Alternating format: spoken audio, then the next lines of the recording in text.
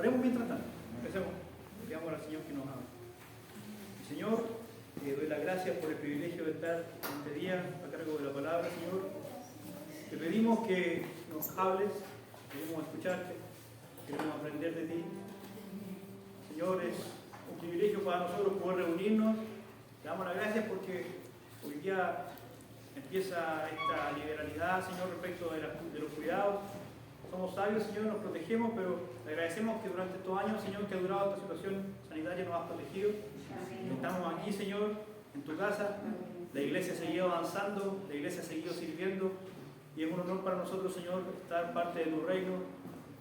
Saber que usted tiene cuidado de nosotros, Señor. Y que su palabra nos ha aconsejado y nos ha guiado todo el tiempo que hemos estado en este periodo. Te agradecemos, Señor, por un día más y te pedimos que nos hables. Ayúdame, Señor, que a pesar de mi debilidad, que mis hermanos puedan aprender, escuchar de ti, Señor, rescatar lo bueno, Señor, y desechar aquellas cosas en las que puedo fallar. Ayúdenos, Señor, a todos. Gracias, Señor. Amén. Quisiera partir con una pequeña,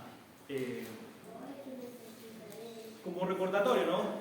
Hace 3 semanas pude compartir con ustedes acerca de la verdadera felicidad. ¿Se acuerdan? De la verdadera felicidad, y dijimos que esa felicidad no estaba en ninguna otra parte sino en la santidad, que es aquella que no es otra cosa sino el estar con el Señor. La santidad es estar apartado para el Señor, y solo en ese lugar, apartado para Él, es que nosotros podemos ser felices de verdad. Decíamos también ese día que el mundo ofrece ilusiones de felicidad, ¿no? La riqueza, los placeres, pero ninguna de esas cosas llenan el corazón del hombre. Ese deseo, ese instinto, por decirlo así, no encuentro una mejor palabra, que el Señor puso en cada uno de nosotros para buscarle. Así como el hambre nos guía a alimentarnos, así como el sueño nos guía a descansar. A veces sentimos ese vacío dentro de nosotros que solamente se puede llenar con el Señor, y que es ese instinto en nosotros, puesto por Él, de buscarle para poder ser saciados por Él. Decíamos también que junto al apóstol Pedro que debemos abstenernos de los deseos de la carne, porque estos batallan contra nuestra alma. El mundo ofrece esta felicidad, pseudo felicidad, y esas cosas nos atraen, nos deslumbran y nos perjudican, nos dañan. Todo aquel que se vaya tras esos deseos va a sufrir. Y nosotros no podemos cometer ese error. Y finalmente también decíamos que, por el contrario, más que seguir esos deseos, debíamos hundir nuestras raíces en el río de Dios, envolvernos en el Señor tanto como podamos, y dejar que Él llene ese vacío, y que por fin podamos vivir cada día con la felicidad que está reservada para los que le aman. Y hoy día, increíblemente, ya más de 1 año y medio desde que comencé con esta idea de compartir con ustedes acerca de la bienaventuranza, vamos a volver sobre ella. Busquéis el ejercicio, gracias a Dios tenemos este asunto del canal y podemos mirar a ver todo lo que hemos hecho. Y el 26 de enero del año 2021 fue la primera vez que compartimos acerca de esto.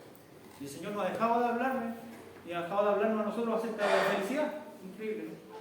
Felicidad que todos buscan, pero que nadie encuentra, fuera del Señor. El mundo busca ser feliz, pero nunca lo van a poder ser si no siguen aquellas cosas que el Señor dijo que debíamos hacer para ser felices. Porque recuerden, la bienaventuranza, el ser bienaventurado, la palabra ahí en el griego quiere decir eso, feliz, muy feliz. Algunos dicen 3 veces feliz. Entonces, si uno quiere ser feliz, debe hacer o debe manifestar aquellas cosas que aparecen en este primer mensaje de Jesús. Así que les voy a pedir que me acompañen a Mateo 5 y que podamos juntos revisar la primera bienaventuranza, una vez más. Como les decía, yo ya sé que compartí acerca de esto, pero ya ha pasado mucho tiempo y sería bueno refrescarlo para empezar, porque tengo algunas predicaciones de aquí a fin de año y quisiera que termináramos este año revisando estas palabras de Jesús. No deja de ser importante, mientras lo buscan, que este es el primer mensaje registrado de la Escritura de Jesús, en el libro de Mateo. Y es el mensaje más largo registrado de Jesús. Se desarrolla en 3 capítulos. Y no es, como sabemos, nuestro Señor, que es sabio como ningún otro, aún el orden en el que Él plantea su exposición es importante. Y la primera bienaventuranza es la base de toda la enseñanza del Evangelio. Entender la primera bienaventuranza es para nosotros un primer paso para entender completamente cuál fue el plan y la tarea que Jesús vino a cumplir. Y si queremos ser felices, debemos observarlo, debemos aprender. Así que permítame leer del versículo 1 en adelante, del 1 al 5, o del 1 al 3. Viendo Jesús la multitud, subió al monte y sentándose vinieron a él sus discípulos. Y abriendo su boca les enseñaba diciendo: bienaventurados los pobres en espíritu, porque de ellos es el reino de los cielos. Si me permiten, a propósito de la traducción esta que estábamos haciendo, felices, muy felices, completamente felices, los pobres en espíritu, porque de ellos es el reino de los cielos. Y como decíamos en esa oportunidad, parece un quiebre, ¿no? Las personas pobres en este mundo no pueden ser felices. Por definición, parece que no son cosas que puedan ir juntas, la pobreza y la felicidad. Pero Jesús es más sabio que el mundo. Jesús sabe más que el mundo. Y a pesar de que parece para nuestra forma de ver el mundo, según el tiempo en el que vivimos, el Señor está en toda la razón y lo voy a demostrar esta mañana. La pobreza espiritual, o la pobreza en espíritu más bien, que Jesús está hablando acá, debemos entenderla en el contexto de cualquier otra pobreza, que no es otra cosa sino la carencia, que no es otra cosa sino la necesidad, que uno no puede suplir por sí mismo. Podríamos pensar en una carencia económica, ¿no? Pobreza económica, no tener lo suficiente para el día. O podríamos pensar a lo mejor en la pobreza emocional, lo que llaman una carencia emocional, las personas que por razones de familia, por razones de su contexto, no han tenido lo suficiente en sus emociones y bueno, están carentes de aquello. Pero Jesús se refiere a la pobreza en espíritu, que es la condición que compartimos todos los seres humanos, en principio. Aquella condición en la que no hay vida, lejos de él.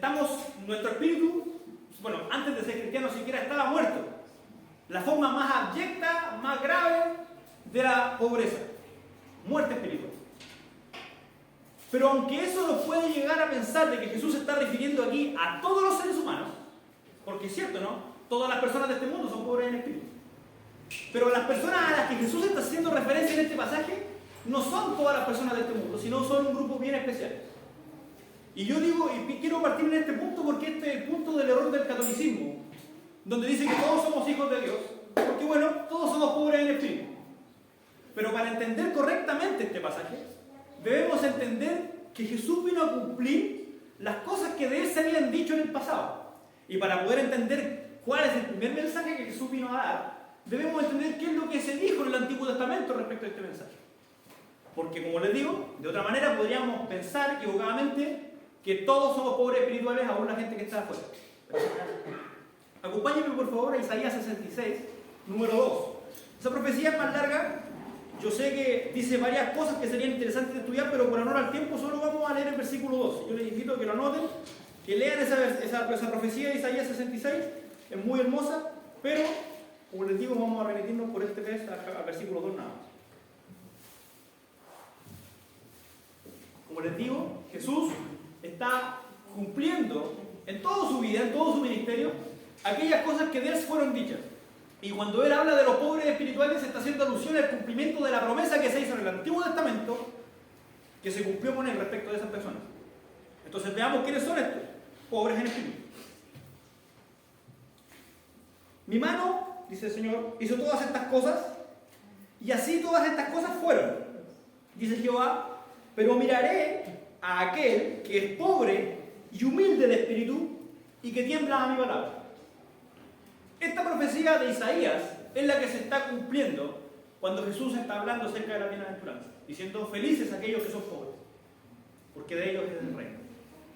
Que no basta solamente ser pobre, que no basta no tener en sí mismo la respuesta a la necesidad espiritual, sino que para poder estar dentro de ese grupo de bienaventurados, hay que ser pobre, pero con humildad. Y además siendo receptivo, o dice, temblando ante su palabra. Es decir, siendo afectado, siendo compelido por su palabra. Y les pregunto, pensando en esto, ¿acaso el mundo podría encontrarse dentro de este grupo de una persona que con humildad reconoce su necesidad y que luego considera la palabra de Dios como algo valioso? Aquí es donde se separan las aguas, ¿no? En este punto en donde nosotros entendemos a quién se está refiriendo Jesús con los pobres en espíritu.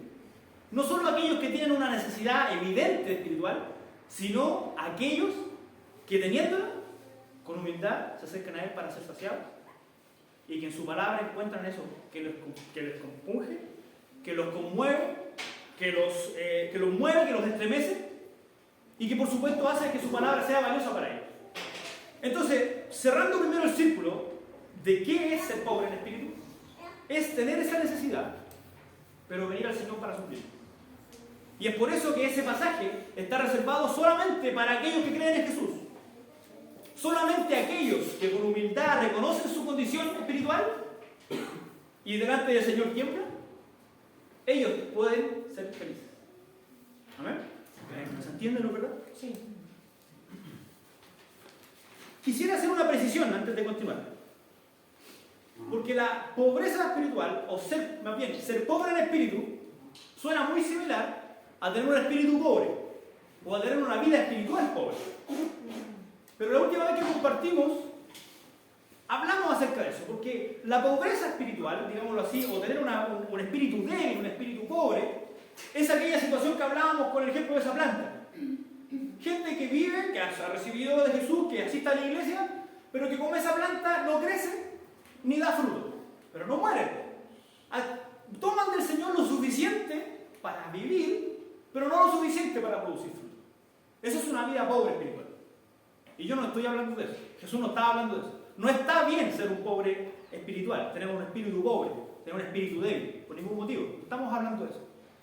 Estamos hablando de esa necesidad de saber que uno en sí mismo no tiene la respuesta, porque es evidente que nosotros hemos pecado y hemos vivido una vida licenciosa, que no teníamos vida nosotros mismos, pero hemos tenido con la humildad suficiente para venir al Señor y reconocer que Él sí tiene la vida y que Él sí puede saciar. Que ese vacío del que hablábamos la semana pasada, o sea, la semana, que ese vacío que está en nosotros, que es como ese instinto que nos guía a llenarlo con algo, ¿no? Y que el mundo ofrece muchas cuestiones, pero que ese instinto, ese deseo, ese vacío, solamente se llena allí en su presencia, en su palabra.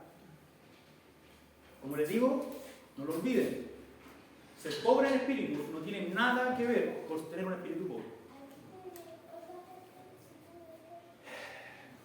En este sentido, yo lo pensaba para explicárselos como Las Vegas. Yo sé que algunos han sido beneficiados, yo lo cuento porque yo sé que ustedes lo saben. Yo estudié gracias a que me dieron una beca. Y se pagaba un montón de plata al año, eran como 3.600.000 pesos por año, durante 6 años, o sea, mucha plata. Y yo no tengo esa plata. Mi trabajo, aunque hubiese trabajado y estudiado, mi sueldo no me daba para eso. Mi papá y mi mamá no tienen la plata para pagarme tampoco. Mi familia ni mi abuelo ni tengo ningún benefactor que pudiese suplir esa necesidad. Pero yo igual estudié. Por algo que yo no me merecía. Por algo que yo no me gané. Por algo que recibí. Le pregunto, por haber recibido esa cantidad de plata durante todos estos años, le pregunto, ¿dejé de acaso yo de ser pobre? ¿O simplemente fui un pobre con un regalo? Un pobre con una bendición. Porque eso en el fondo es lo que somos todos nosotros. Estamos aquí, ahora vestimos bonito y tenemos una vida más noble, pero detrás de nosotros sigue estando el mismo ser humano que se acercó al Señor un día sin nada y con un vacío gigante en su corazón, con una mochila de pecado y con la ropa toda sucia. Pero hoy día seguimos siendo los mismos. Como dijo Jesús, separados de mí nada pueden hacer. Pero a veces se nos olvida. Y parte de lo que Jesús quería decir cuando estaba diciendo acerca de que el reino de los cielos es de los pobres en espíritu, el reino de los cielos, en otras palabras, es de aquellas personas que en esa pobreza viven necesitando del Señor, día tras día, con la conciencia de que Él es todo lo valioso que Él tiene. Yo tenía esa beca, sin ella yo no tenía nada para poder creer.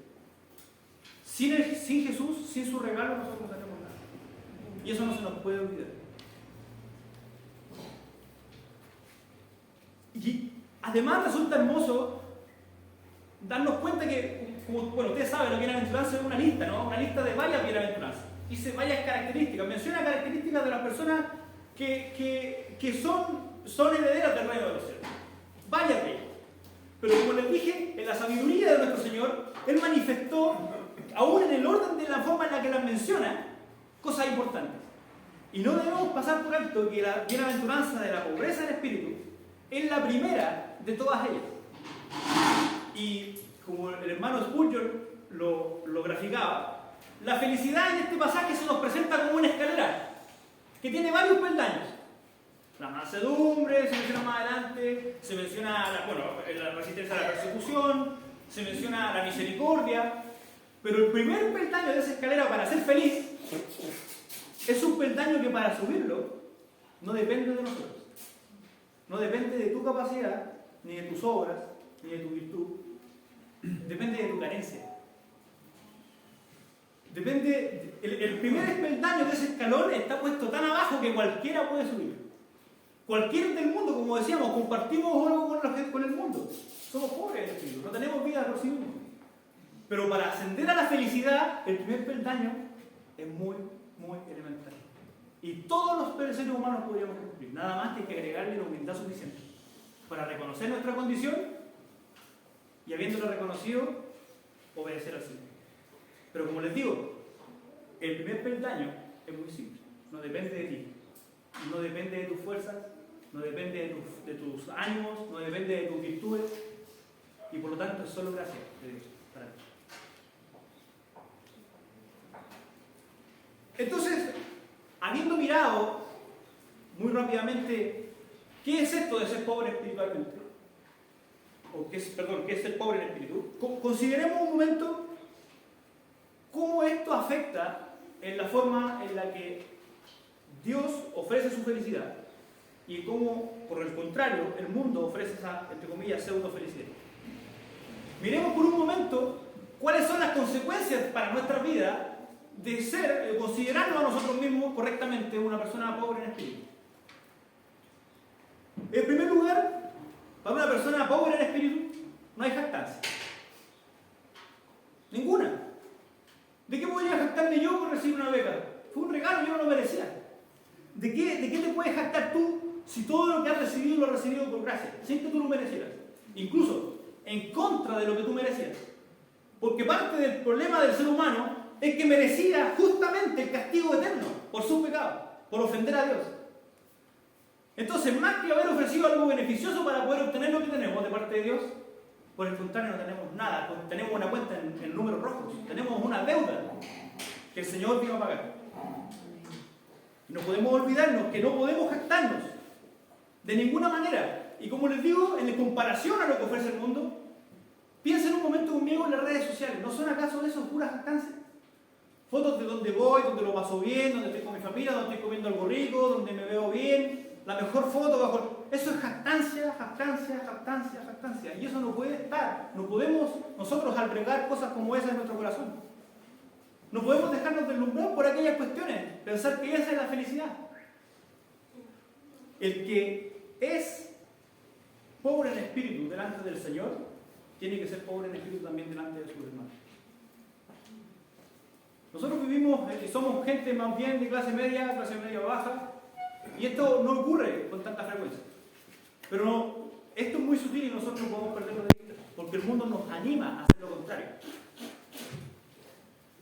Entonces, ¿qué hay en un corazón que sabe que es pobre en espíritu? No hay jactancia, hay agradecimiento.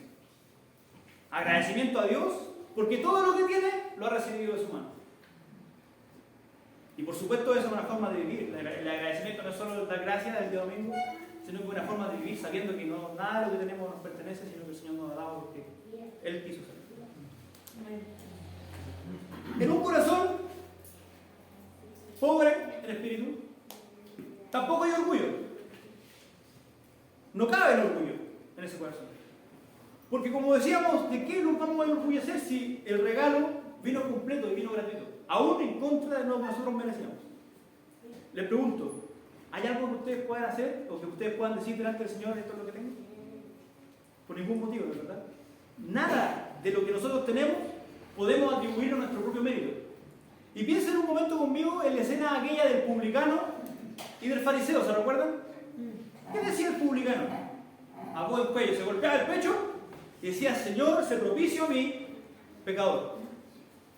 Mientras que el publicano, mientras que el fariseo lo que decía era: gracias Señor, porque yo no sé cómo es el publicano.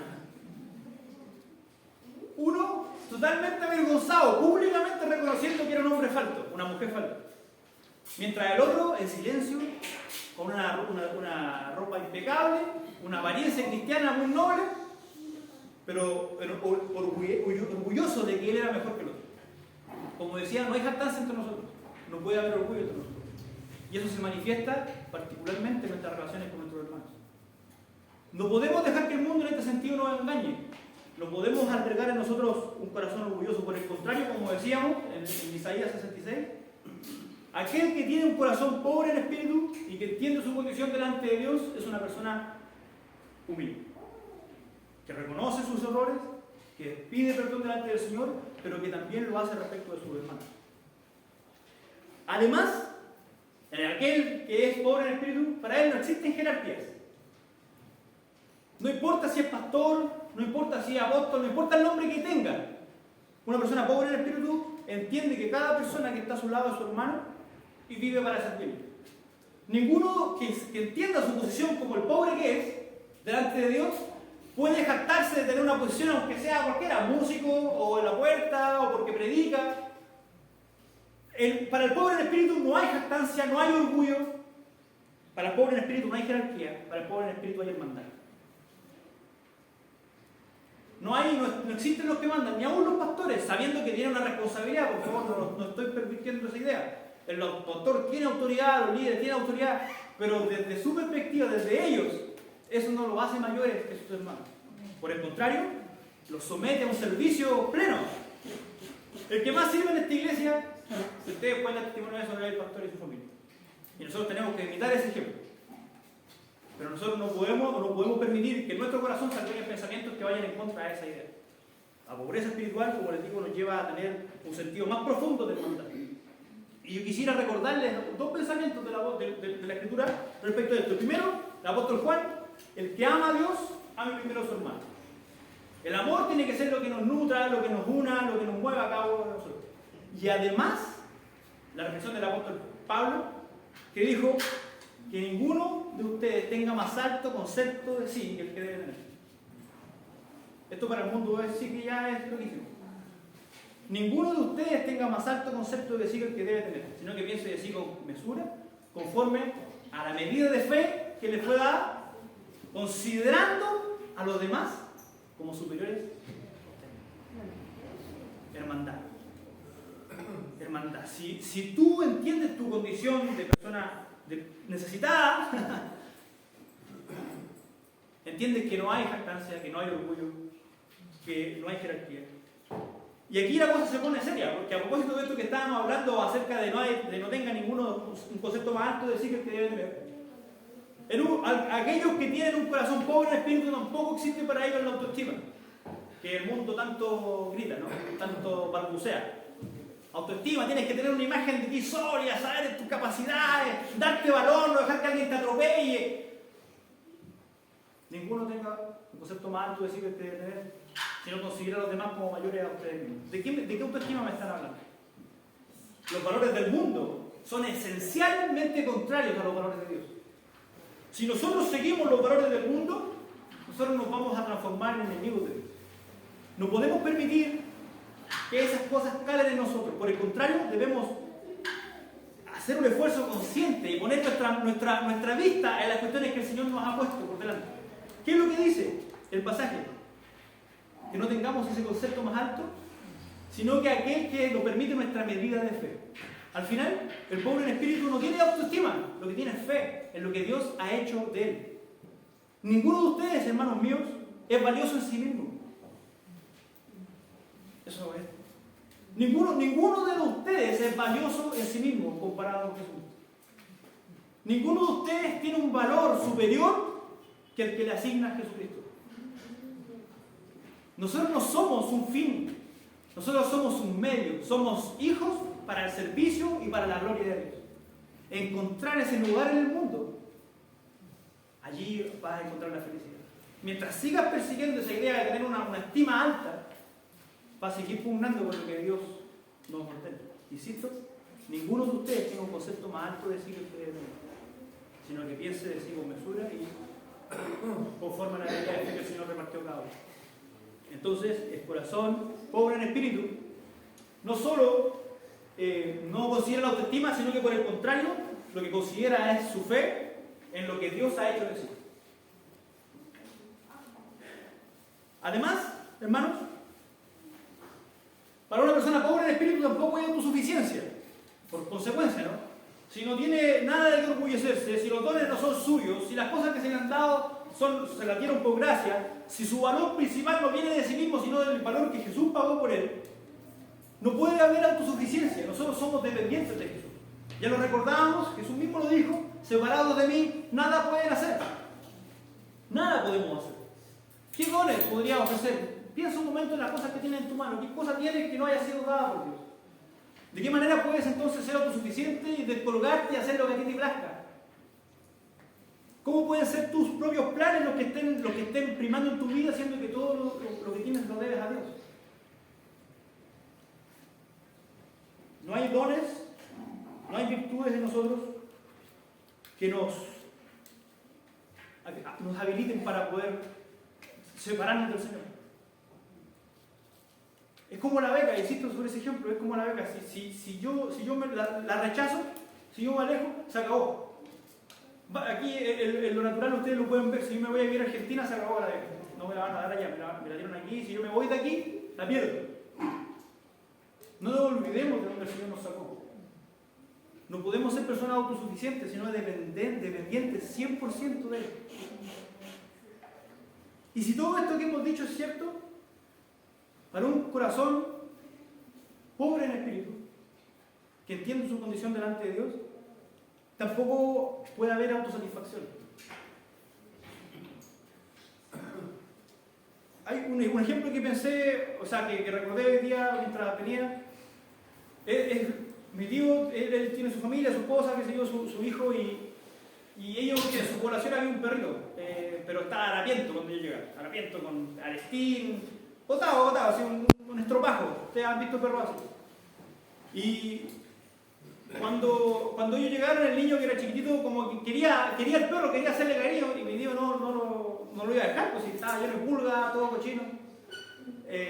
Pero la esposa le dijo: oye, pero si el niño no quiere, ¿cómo lo vamos a dejar ahí? Y lo llevaron al veterinario, lo bañaron.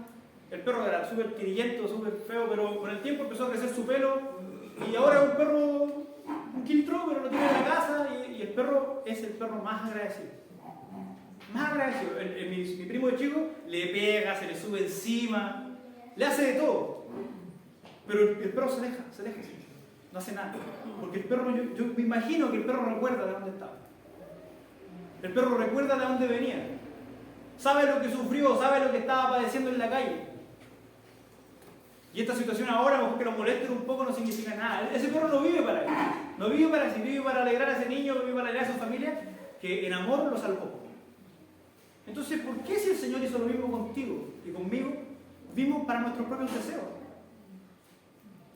Un ejemplo a lo mejor un poco más humano, no tan perruno. Y historia verídica, la conocí cuando fui al norte hace poco. Cuando Chile peleó la guerra del Pacífico, los peruanos, por alguna razón que yo todavía no entiendo, no conozco, tenían mezclados japoneses, muchos. No sé por qué, cómo es que de Japón llegaron para acá mezclados y los peruanos los tenían esclavizados. Literal esclavitud, 1870 y tanto. Cuando ya se había abolido en casi toda Latinoamérica, los peruanos todavía se creían reyes del mundo y tenían a los esclavos japoneses ahí.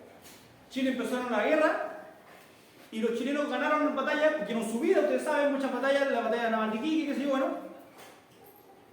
Y cuando tomaban las ciudades, los chilenos no tenían esclavos, entonces los liberaron.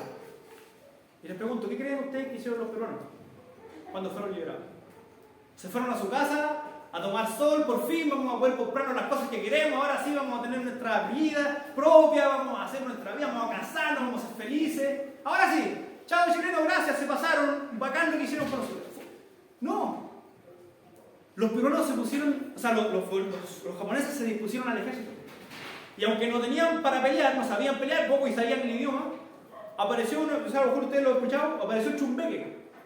Tenían un dulce que era tradicional de ellos, y ellos empezaron a fabricar esa cuestión para darle comida al ejército chileno. En gratitud a la liberación que habían recibido, en vez de irse a sus casas a vivir sus vidas, se dispusieron a servir. A servir a aquellos que lo habían liberado. ¿Y cuánto más hizo Jesucristo por nosotros? Él se negó a sí mismo, ¿no? Tomando forma de siervo, y en esa condición se entregó por todos nosotros. Y por eso el apóstol Pablo nos dijo, oye, hayan ustedes el mismo sentir que hubo en Cristo, que no se estimó ser igual a Dios. Ustedes no son ni Dios ni mucho menos, somos nada. El perro roñoso que encontraron en la calle. Y ahora estamos limpiecitos, ¿no? Bonitos, ricos, con la bendición, con la paz en nuestro corazón. Hemos recibido la salvación, tenemos la verdad, tenemos al Señor. ¿Y nuestro servicio?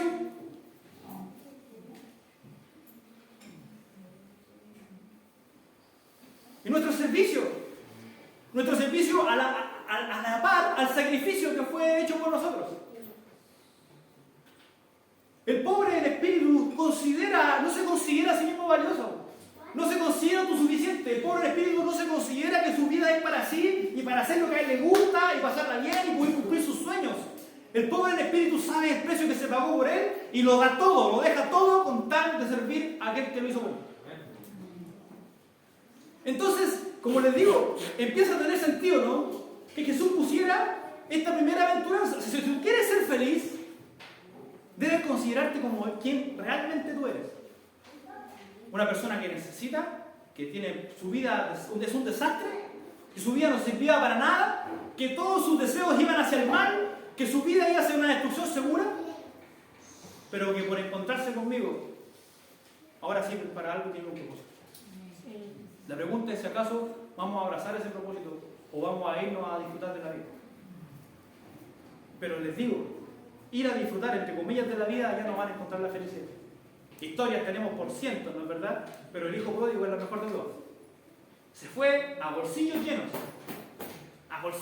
con lo que Dios le dio, a bolsillos llenos, y volvió sin nada. ¿Cómo te ha ido? Y cuando has dejado al Señor, cuando has ido a buscar tus sueños. Y si estás camino a buscar tus sueños, hermano querido, por favor, devuélvete rápido y disponte en las manos del Señor para cumplir su tarea, porque no eres nada, no eres nadie, sino en el lugar que Dios te dio cuando Él pensó en crearte. Encontrar ese lugar, encontrar esa tarea para la que Dios te creó, es la felicidad plena, es el momento oportuno y es la plenitud de la vida del ser humano. Lejos del Señor no tenemos nada. Y como les digo, encontrar ese lugar es lo fundamental.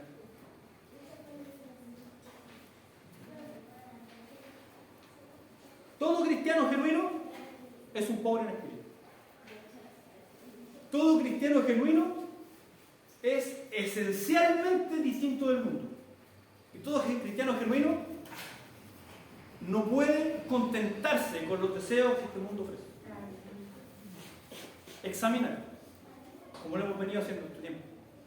Examina allí dónde está puesto tu corazón, en qué has estado gastando tu tiempo, cuánto tiempo dedicas a estar con el Señor, cuánto tiempo estás dedicando a servirle, en qué cosa le estás sirviendo.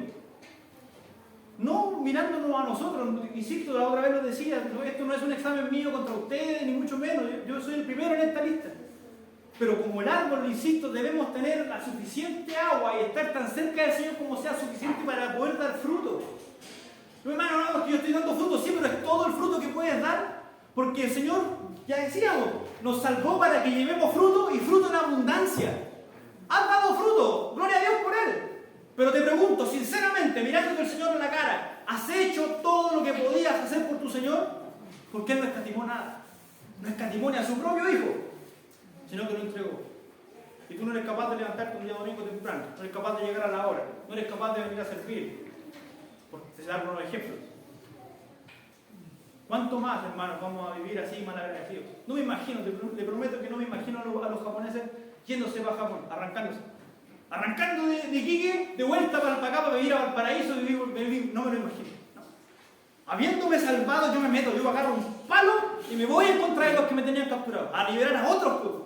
Si de eso se trata, como decíamos también, el ser cristiano, el dar fruto, no es para nosotros o para jactarnos de que, uy, somos geniales, es porque de ese fruto come otro. La salvación de tu círculo cercano, de tu familia, de tus amigos, está comprometido allí donde tú no eres fiel al Señor. Si tu búsqueda, si tu espiritualidad no ha crecido, no se ha fortalecido, son personas que han dejado de alimentar, son personas que un día su sangre se va a demandar de ti. Que no sea que llegue un día en que lleguemos al cielo así, como una planta que vivió en la iglesia, que estuvo ahí, pero que nunca murió, claro, siguió adelante, pero que no dio una fruta, o que dio muy poco, no lo suficiente. El pobre en espíritu entiende su condición, lo que se pagó por él, y luego actúa en consonancia con eso. Para ir ya acercándonos hacia el final. ¿De qué manera la pobreza en espíritu produce felicidad? Esto no es una lista taxativa, no son todas las consecuencias, no es todo, pero quisiera hacer un par de puntos nomás para ir hacia el final. ¿De qué manera, insisto, la pobreza en espíritu, entender que un pobre en espíritu hace que tú puedas caminar hacia la felicidad? El primero, porque nosotros no tenemos nada, pero lo poseemos todo. Nosotros los cristianos no nos alegramos en la carencia. La pobreza en sí misma no es motivo de gozo. Nuestra condición pecaminosa, nuestra condición muerta no es el motivo del gozo. El motivo del gozo es que Jesucristo ha suplido todas tus necesidades conforme a sus riquezas. En que el Señor ha pagado el precio. La alegría está en eso, en que nosotros no tenemos nada, es cierto, pero con Él lo poseemos todo. Así lo dijo el apóstol Pablo, ¿verdad? Una segunda consecuencia es que somos felices porque tenemos a un pastor fiel que cuida nuestras almas y que nos provee todo lo necesario. Nos dice el Salmo 23, Jehová es mi pastor, nada me faltará.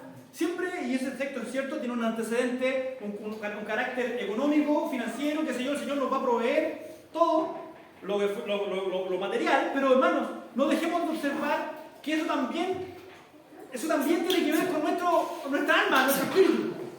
El Señor es tu pastor y Él va a llenar tu vida. Si tú quieres ser feliz, si tú sinceramente quieres ser feliz y sinceramente crees en Jesús, el camino para ser feliz no está en el mundo, está en obedecerle, en dejar de perseguir las cosas que el mundo ofrece y en poner tu ojo en Él para que Él provea. La felicidad está en Él, no por la carencia, está en Él porque Él es la provisión. Él es la porción. En el tiempo antiguo, el pueblo de Israel eran 12 tribus, una de las cuales servía al Señor.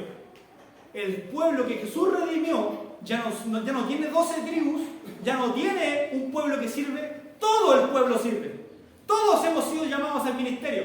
Todos tenemos una gracia dada por Dios que debemos poner al servicio de los demás, al servicio de los que están afuera, al servicio del Señor. Porque el que ama a Dios, ame primero a su hermano.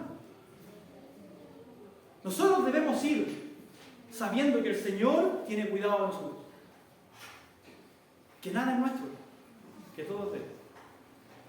En tercer lugar, también somos felices porque, entender la soberanía de Dios y su mano sosteniendo nuestras vidas hace que palidezcan todas las preocupaciones.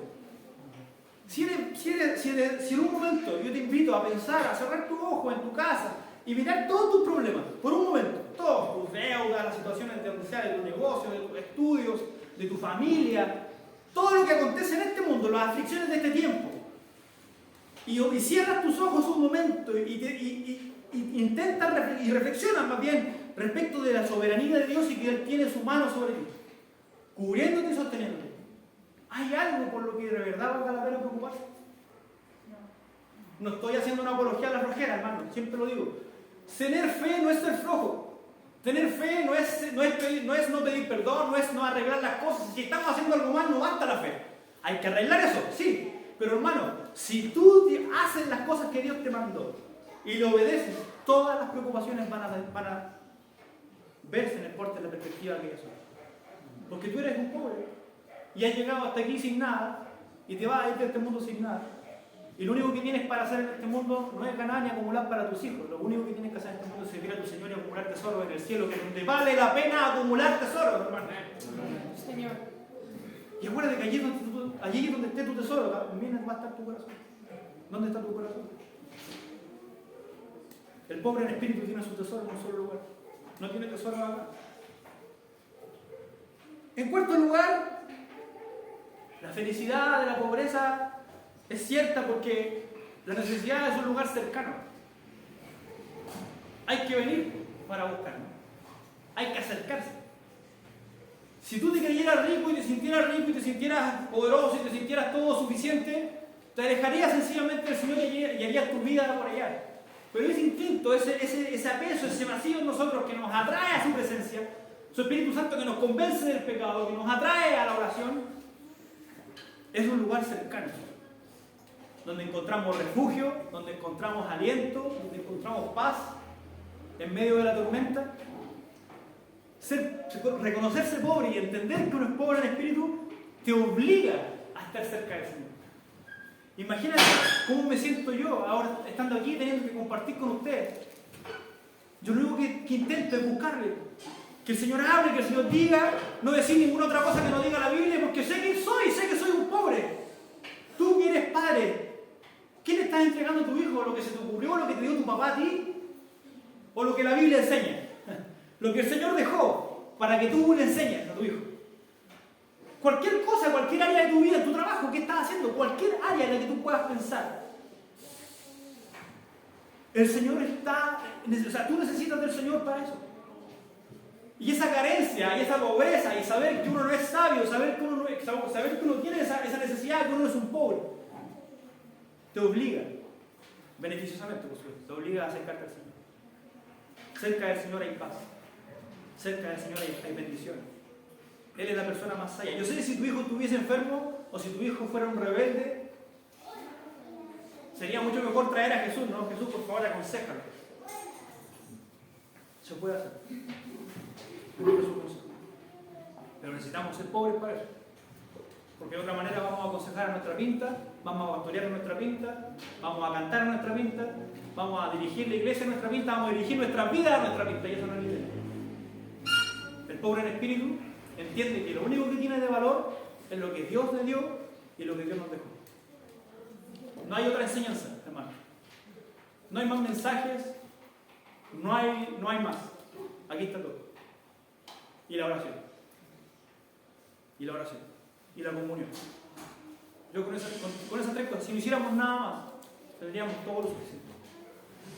¿Cuánto tiempo más vamos a esperar? Pero por favor, acompáñenme a Mateo 23, 37. Y con esto sí ya vamos hacia el final.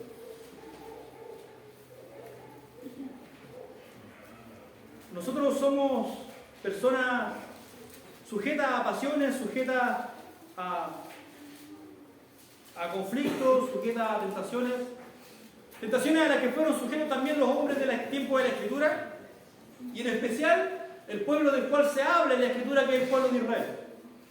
Y a veces nosotros tenemos una mirada muy crítica del pueblo de Israel, como que cómo pudieron ser tan ineptos para rechazar a Cristo. Pero como les digo, nosotros no somos tan diferentes a ellos, porque nuestro error es casi el mismo, y no podemos seguir así. Mateo 23, 37. 23, 37 dice lo siguiente. Jesús hablando. Jerusalén, Jerusalén, que matas a los profetas y apedreas a los que te son enviados. ¿Cuántas veces quise juntar a tus hijos como la gallina junta los pañuelos debajo de las aras y no quisiste? Hoy día usted, hermano, y yo no matamos profetas, no apedreamos, pero rechazamos el consejo de Dios, que nos está llamando a su presencia. No lo rechazamos a gritos, no lo rechazamos a garabatos, lo rechazamos haciendo otra cosa. Igual que rechazaría a un esposo o a una esposa que se va todos los días a tomar once a otra casa con otra mujer y llegar a dormir a su casa. Igual que rechaza un hijo que se va a disfrutar de los cuidados de la madre de su amigo y no a compartir con su mamá a su casa. Eso no necesita gritos, no necesita garabatos, no necesita una enemistad. Necesita ofrecer tu tiempo a la persona equivocada, nada más. ¿Cuánto tiempo más el Señor nos está llamando como una gallina junta a sus polluelos? pero ustedes no han querido. ¿Cuánto tiempo más van a esperar? Esto tiene una doble, una triple interpretación, pero las dos primeras que quisiera mencionar, la primera es tú, a Él, cercano. Si te consideras un pobre en espíritu, tú vas a querer venir a recibir de todo lo que necesitas. Pero además, como los polluelos, esto se junta un grupo. La congregación de los santos es fundamental en el plan de Dios. Necesita estar unidos. Allí, bajo las alas del Señor, estamos todos los pollitos apretados. Sin humildad no se puede, ¿no? Estar ahí, estaríamos pegando los codazos. Sin autosuficiencia, hermano, sin una autoestima. Se puede vivir así.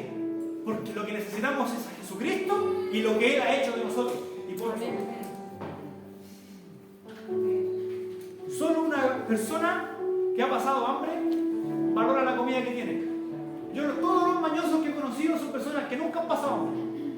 La persona que reclama por la ropa que tiene es porque nunca ha tenido la pura prenda que ponerse. Yo he tenido frío y no tenía una chaqueta, la tuve que lavar y no tenía otra que ponerme, me maté de frío. Desde ahí valoro la chaqueta que tengo. Solamente aquella persona que se entienda y sepa lo que es ser pobre espiritual y se recuerde de dónde el Señor le sacó y nunca lo pierda de vista, solo esa persona va a valorar todo lo que tiene hoy día. Nada de lo que tú tienes hoy lo tienes por tu esfuerzo. Nada de lo que tienes hoy lo tienes por tu inteligencia, porque eres el más trabajador y el más sufrido. Lo tienes porque el Señor te lo dio y debes rendírselo a Él, a su servicio. Quien no lo haga, no solo es pobre espiritual, sino que no es un humilde y está lejos de la ciudadanía de Dios y se debe arrepentir hoy, no mañana. Vivir para Dios es la felicidad del hombre. Vivir para Dios es la felicidad de la mujer. Vivir para Dios es todo lo que tenemos. Si uno murió por todos, es para que los que ahora viven no vivan para sí, sino para aquel que murió y resucitó por ellos. Cristo, la perla de gran precio, el apóstol Pedro en la primera carta, en el capítulo 2, dice que para los edificadores, Cristo es la piedra desechada. Pero para nosotros, los que hemos creído, Cristo es precioso. Cristo vale eso y vale mucho más del sacrificio que has hecho, mucho más que el servicio que has dado, mucho más tiempo del que le estás ofreciendo. Cristo es la perla de gran precio, que un hombre le encontró y le dio todo lo que tenía. ¿Cuánto te queda por vender? No te sigas abrazando a las cuestiones que tienes. Renuncia a esas cuestiones. No digo que vendas tu casa, me refiero a que renuncies a amar esas cosas. No está mal tener, está mal amar eso que uno tiene. Si tu tiempo se está yendo en algo excesivamente, piensa un momento y date cuenta que te está quitando del plan de Dios y de la felicidad que Dios ofrece. ¿Quieres ser feliz? Vive para Dios, renuncia a tu vida. Yo sé que te estaba acordando. Jesús no le dijo eso al joven rico. Ve, ¿quieres seguirme? Ve y vende todo lo que tienes. Jesús no quería que fuese pobre, hermano. Jesús quería que él dejara de amar lo que estaba amando y lo amara a Él más que a todo. Amarle a Él más que a todo. Esa es la felicidad. Allí está la santidad, allí está la pobreza en el espíritu y allí está la bienaventuranza que todos deseamos. Señor, queremos vivir para ti, pero somos débiles, Señor. Ayuda en nuestra debilidad. Queremos vivir para ti, queremos honrarte. Hemos fallado, Señor, pero sabemos que somos pobres delante de ti.